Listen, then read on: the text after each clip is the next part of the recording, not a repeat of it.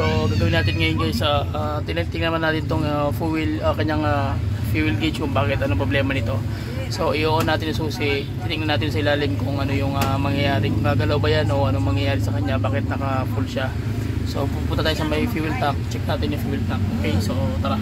Tapos i-kiss natin yun para makita natin kung anong sistema gagalaw ba yan. So yan yung gagalawin natin, yung kulay na terminal na kulay dilaw, papunta yan sa kanyang floater gauge. So ngayon tatanggalin natin yan, i-kiss natin kung ano mangyayari doon sa kanyang tawag niyan sa dashboard, yung kanyang fuel gauge.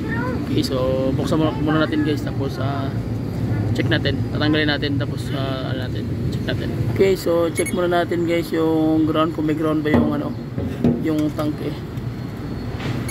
So ibig sabihin may ground yung tank eh. So may ground din yung kanyang hindi naka-off position pa yan. So ground yan, makikita nyo kulay green.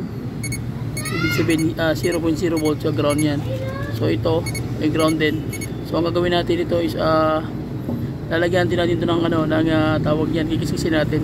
Sige ba, itanggalin mo niya, ikiskis mo sa dito siya ikiskis ha. Titingnan ko yung doon, yung gauge kung gagana ba. I-on ko yung susi ha. Ano yung screw na boss? O kanina tatanggalin mo lang to. Nalot na. I-on ko yung susi ha, titingnan natin kung gagana. Kiskis mo rito.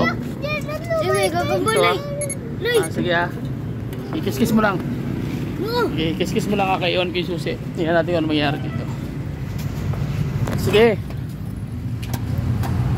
Okay, kiskis mo.